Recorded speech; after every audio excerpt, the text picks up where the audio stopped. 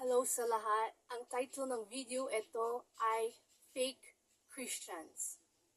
So, gusto kong i-share tong message ni Holy Spirit tungkol sa mga Kristiyano. Madami ng hindi sila talagang born again believers. Ibig sabihin that hindi sila nasunod ang kalooban ng Diyos sa buhay nila. Nagsalita ng sila ng, oh, Christian ako, si Jesus Christ ang Panginoon ko, tagapagligtas. Pero yung everyday life nila, yung gawain nila, it does not show si Jesus Christ sa puso nila at sa isip nila. That hindi si Jesus Christ ang Panginoon nila sa lahat ng kilos nila. Parang ganito po, si Jesus Christ, parang siyang genie sa buhay nila. When kailangan nila si Jesus Christ, Lord, kailangan ko kayo kasi hindi ko na kaya eh. That's a genie. Okay? Pero kung talagang taga-lingkod ka ni Jesus Christ at siya yung Panginoon mo, tagapagligtas, lahat ng kilos mo at tanong mo sa Kanya, Lord, tama ba to? Ito bang kalooban mo? Pagkain. Gusto mo kainin? Sabihin mo kay Jesus Christ, Lord, ito ba para sa akin? Para maging healthy ako? Tama itong pagkain? Hindi nang anong gusto mong kainin.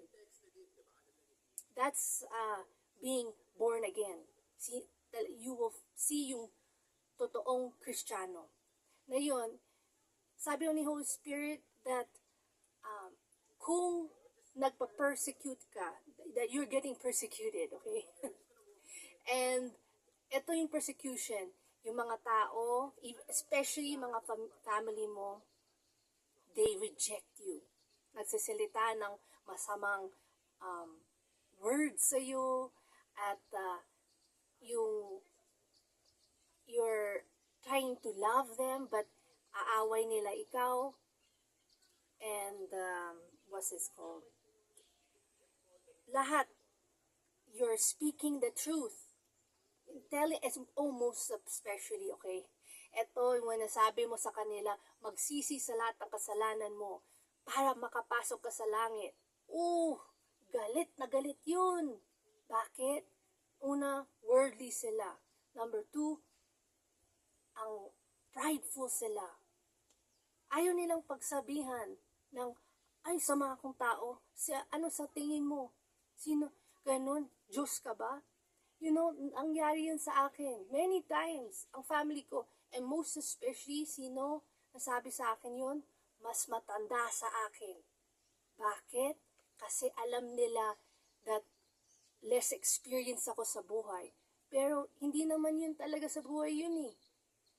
Anong importante? Yung relationship mo kay Jesus Christ. Gawa mo ba yung kalooban niya?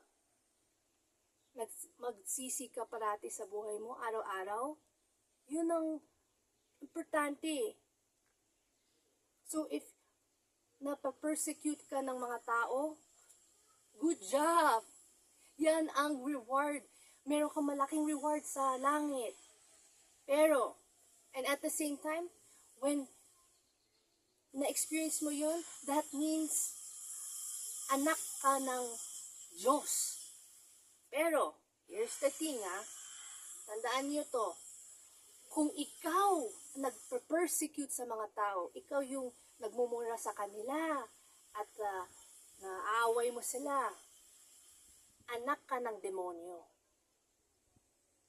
That's the truth. Okay? Walang in between. Wala yung, ay hindi, gano'n naman ako Kristiyano naman ako tagaplikod, Panginoon ko si Jesus Christ at Savior ko siya. So, hindi ako masamang tao, hindi ako anak ng demonyo. 'Di ba sabi ni Jesus Christ, yung mga Pharisees, sila mismo teachers of the law. Sabi ni Jesus Christ, sila ang anak ng demonyo. Bakit? Kasi parati silang kontra kay Jesus Christ. At gusto nila patayin siya. So, yung question ko sa inyo, isipin nyo, sino ka ba? Sinong tatay mo? Si Satanas? Or si Father God? Now, here's the good news.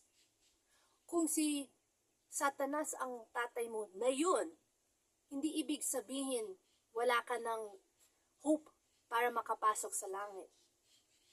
Di ba sabi ng Jesus Christ, na matay siya para sa lahat ng tao, masama at mabuti. Pero, ang duty mo, trabaho mo sa buhay mo, is to magsisi sa lahat ng kasalanan mo. Paano? Sabihin mo, Lord Jesus Christ, ito yung mga kasalanan ko, patawarin mo ako.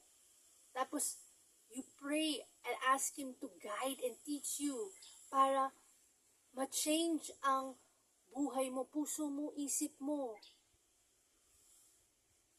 And I've been telling in my past videos, in order for this to happen, yung transformation of repentance, kailangan everyday yan. Hindi ng isang one time lang, ay, repented na, ay, papasok na ako sa langit. Hindi. It's your whole lifetime. And at the same time nagsusulat ako ng mga kasalanan ko. Every day, I ask Jesus Christ, Lord, ito nagawa ko, masama ba to? Kasalanan ba to? Kung kasalanan, ano yung dapat kong gawin? Ano yung solution? Kung nairita ako sa isang tao, Lord, nairita ako sa isang tao, na yun, anong dapat ko gawin next time kung nangyari yun ulit? Para when yung temptation to be irritated, I will pass the test. O, pasado na ako. So, then I'm improving. I'm maturing. Yun ang purpose natin sa buhay. To improve, to grow spiritually, mentally, emotionally. To the point na bago tayo mamatay, malapit na tayo maging mature. And when mamatay ka, kilala ka ni Jesus Christ. Kasi nagawa mo ang kalooban ng Ama niya sa langit. Because you ask Him, Lord Jesus Christ, kailangan kita. Hindi ko kaya. Sabi mo, Panginoon kita, kailangan kong tulong mo. Itong mga kasalanan ko, hindi ko kayang magsisi sa lahat. Kasi ang hirap, Lord Jesus Christ. Tulungan mo ko. Turuan mo ko. Yung trabaho natin, to ask. Tapos, si Jesus Christ, yung trabaho niya, turuan tayo maging righteous. Tapos, gawin natin yung homework natin. Ano yung nasabi niya sa atin, gawin natin. And then, God will transform yung puso natin, isip natin. And makikita mo yung noon ng masamang ugali, wala na sa buhay mo. Kasi you went through the transformation, the process. Yun ang maganda. That is the beauty of life.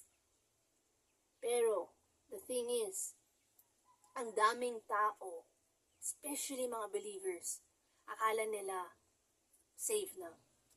Kristiyano na ako, na-accept ko si Jesus Christ, Panginoon ko, tagapagligtas, papasok na ako sa langit. Kung meron akong kasalanan, hingi na nga patawad, that's it. Clean na ako.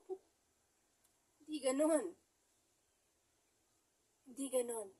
Kasi kung yun ang isip mo, tapos mamatay ka, makita mo si Jesus Christ sa langit, sasabihin niya sa iyo, ang dami mo pa rin kasalanan, hindi ka nagsisi. Hindi kita kilala. And you know saan ka pupunta? Sa impyerno. Wala nang second chance when mamatay ka. So, that is so important that buhay ka pa right now. Take advantage of this opportunity of the beautiful life God has given you. Sana, piliin niyo si Jesus Christ. Mahal na mahal ka niya. That's why namatay siya para sa'yo. Para maging transform ka to the image that God created you to be, to live. Pero, meron ka pa rin choice, free will, kung gusto mong gawin ang kalooban niya. Sana piliin niyo ang kalooban ni Jesus Christ. Please share this video so that many more will understand and accept Jesus Christ as their teacher, hindi ng Panginoon at tagapagligtas. And also remember, si Jesus Christ, gusto niya maging best friend mo siya. Kusapin mo siya, good and bad times. That's why He loves you. He's there to help you every moment of your life.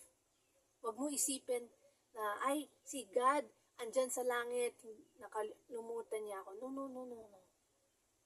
Mahal na mahal ka niya. Sobra. And I'm a living testimony for that.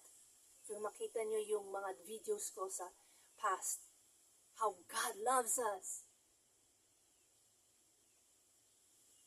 So, this is the end of the video.